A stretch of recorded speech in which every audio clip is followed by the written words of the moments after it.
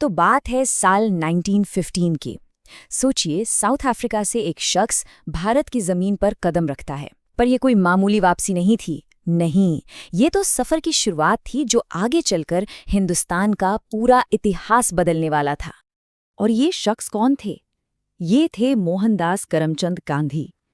देखिए, south Africa में वो पहले ही फीनिक्स आश्रम और द इंडियन ओपिनियन जैसे जर्नल्स शुरू कर चुके थे। मतलब वहां उनका काम काफी जमा हुआ था।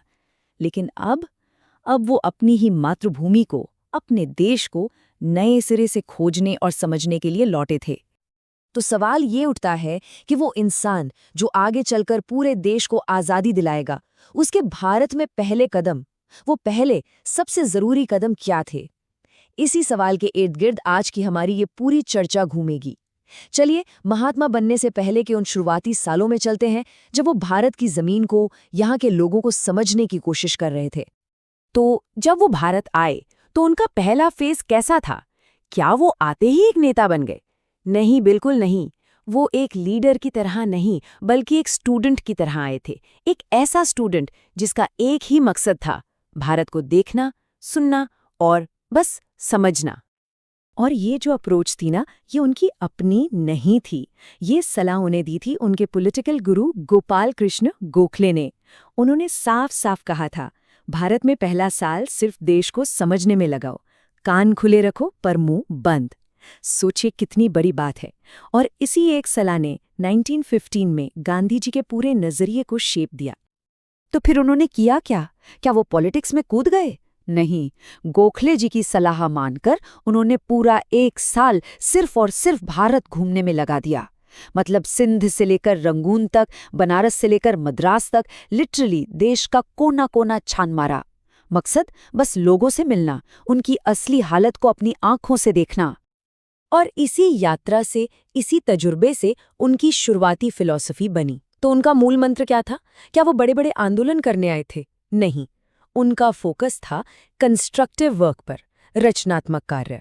मतलब समाज को अंदर से बनाना, उसका पुनर्निर्माण करना। अब ये बात ना बहुत इंटरेस्टिंग है। उस जमाने में ज्यादातर पॉलिटिक्स का मतलब था आंदोलन, नारेबाजी। लेकिन गांधी जी का तरीका इससे एकदम अलग था। उनका जोर भाषणों या प्रदर्शनों पर था ही नहीं। उनका पूरा फोकस जमीनी स्तर पर था, ग्रास रूट लेवल पर, कि कैसे अपने देश के लोगों का नैतिक, भौतिक और आर्थिक विकास किया जाए। तो उनके पहले साल के कुछ बड़े माइलस्टोन्स को देखें तो जनवरी 1915 में वो भारत लौटे। आते ही फरवरी में एक बड़ा झटका लगा, उनके गुरु गोखले जी का निधन हो गया।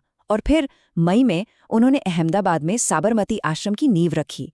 ये आश्रम सिर्फ एक इमारत नहीं थी, ये उनके कंस्ट्रक्टिव वर्क वाले आइडिया का एक जीता जागता सबूत था। अब जाहिर है, गांधी जी के ये विचार अचानक से तो नहीं आए थे। इनके पीछे कई बड़े इन्फ्लुएंस थे। सबसे पहले तो उनके गुरु गोपाल कृष्ण गोखले।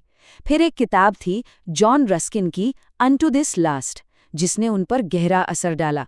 और हाँ, उनके अपने जर्नल द इंडियन ओपिनियन और हिंद स्वराज, ये तो वो साउथ अफ्रीका में ही लिख चुके थे और यहीं से उनकी विचारधारा की बुनियाद पड़ चुकी थी।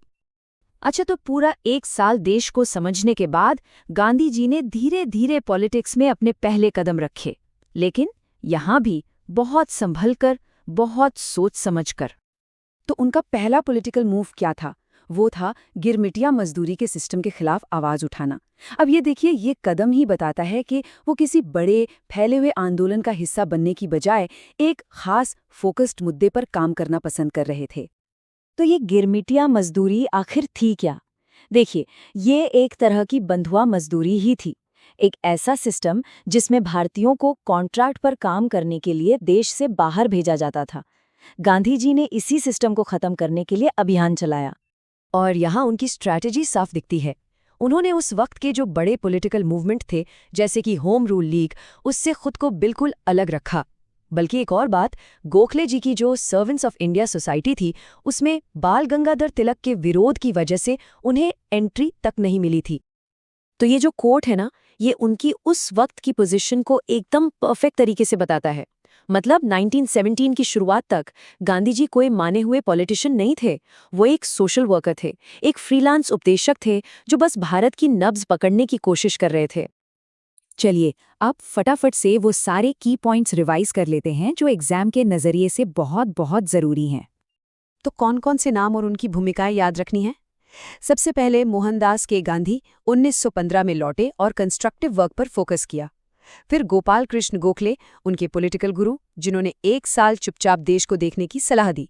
बाल गंगाधर तिलक, जिन्होंने सर्वेंट्स ऑफ इंडिया सोसाइटी में उनकी एंट्री का विरोध किया। और जॉन रस्किन, जिनकी किताब अनटू दिस लास्ट एक बड़ा इन्फ्लुएंस थी। अब आते हैं सीधे सीधे फैक्ट्स पर जो एग्जाम में पूछे जा सकते हैं। भारत वापसी जनवरी 1915। गुरु का नाम गोपाल कृष्ण गोखले। कौन सा आश्रम बनाया? साबरमती आश्रम, मई 1915 में। कहाँ पर? अहमदाबाद। पहला अभियान किस चीज के खिलाफ था? गिरमिटिया मजदूरी का खात्मा और साउथ अफ्रीका के उनके जर्नल द इंडियन ओपिनियन और हिंद स्वराज। ये सब एकदम याद रखने हैं। ये पूरी जानकारी आप तक लॉजिक लैडर इंस्टीट्यूट की टीम लेकर आई है। हम सभी कॉम्पिटिटिव और स्कूल एग्जाम्स के लिए क्वालिटी स्टडी मटेरियल प्रोवाइड कराते हैं।